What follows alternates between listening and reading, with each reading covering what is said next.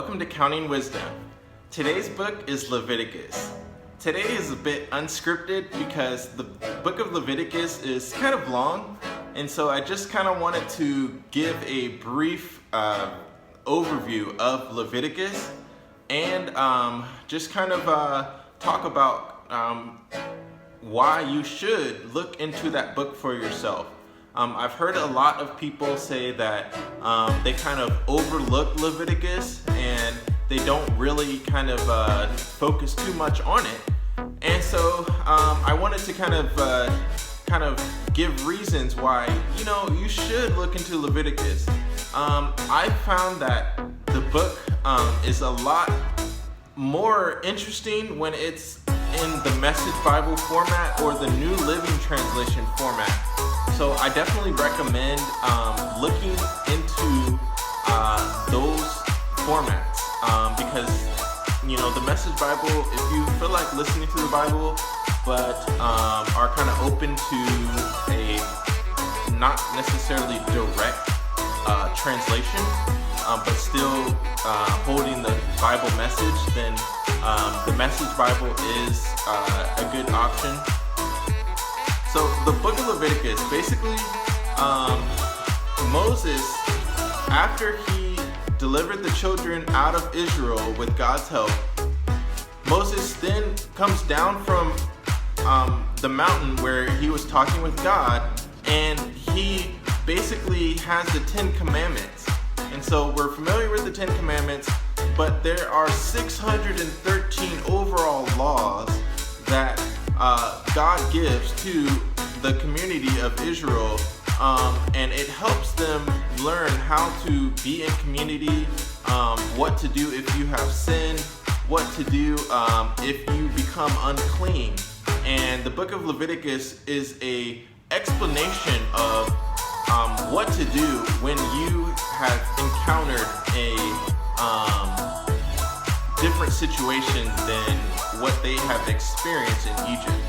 So basically, we all know the 10 Commandments pretty well, but it's something to look into because there are many things as a Christian that we can forget. We can kind of forget God's standard of living.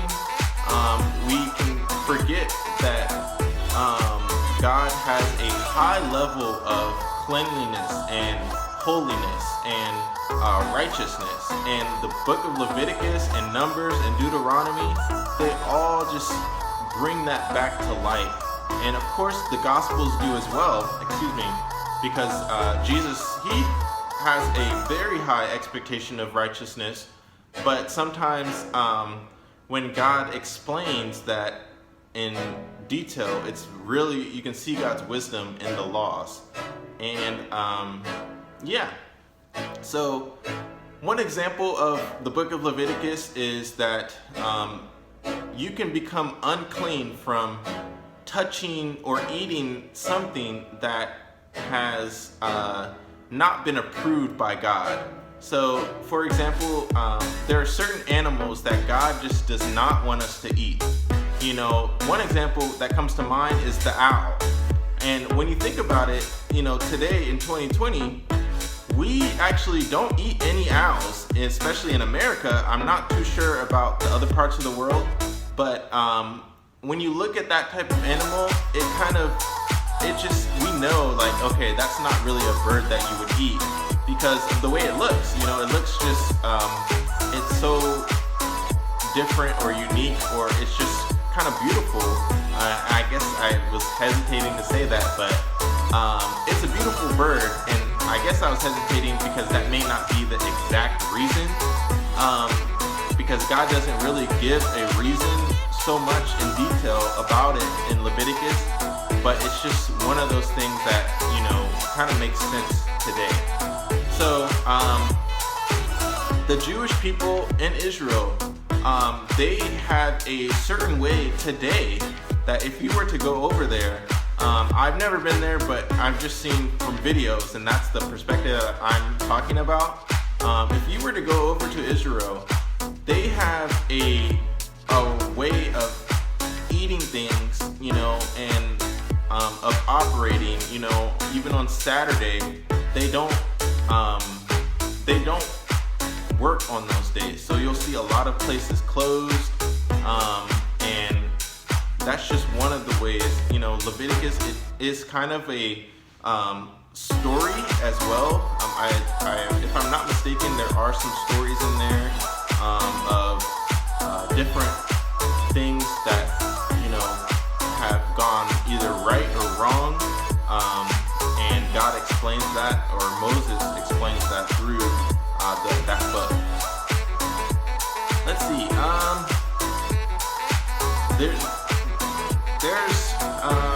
I think like a few things that stand out to me, I would say, is the tabernacle. That comes to mind when I said that. God goes through a whole list of how the tabernacle is to be made, who is to be working where, and things like that. And God also kind of explains that Aaron's two sons, they ended up being burned up because they did not properly adhere to God's law, which is a great example of how we should work really hard to adhere to God's standard. And I think that is the overall kind of summary of any of the law. We know that we're saved through Jesus, but we have to try to work really hard. Jesus says to strive to enter into the kingdom of God. And strive just means to work at it, and we have to work hard to, show ourselves approved to God that, we really do want to live right. We really do want to turn from the things that we may have experienced or done ourselves that we realize through Jesus that it's not the best way to live, it's not right, and we should turn from it and never go back. And so if I were to, summarize the whole law, it would be in that way, that if we don't live up to the standard of God, you kind of get burned, in a metaphorical way and also in a literal way. And so, Jesus says today is the day of salvation, and so we have to really just turn from those things that we know are not healthy for us. And if you are kind of like me, where you might think, sometimes I have that thought of how do I turn from those sins? Well, Jesus says that if we continue in his teaching, if we continually, and be patient about it, it's not just a one-day thing, but if we continue in the teaching of Jesus, he will set us free. He will release us from sin. He will have us be upstanding citizens. He will bring peace in our life, and that is good news. That's great news. So I would definitely recommend, looking over Leviticus. The difference between Deuteronomy and Leviticus, and I'm about to wrap up this video, but the difference between kind of Numbers and Leviticus is Deuteronomy is kind of a summary of Numbers and Leviticus. And Moses is pretty much giving his last final speech before the children of Israel go into the promised land. And it's actually the literal children of most of the men who were supposed to go into the promised land, but they, I guess, showed God that they didn't really want to in the way that he would like. And so I think just taking that into account of, show ourselves approved to God, meaning that we really have to show God that we want this, we don't just kind of want it, we want to be right and we want to live right, and we realize that the other way of life, our old man, that's no good, it's not beneficial. So, you know, Numbers and Leviticus is before they go into the promised land. Deuteronomy is a summary of pretty much Leviticus and Numbers right before they go into the promised land. And then the book of Joshua is when they have gone into the promised land and they still have some cleaning up to do, you know?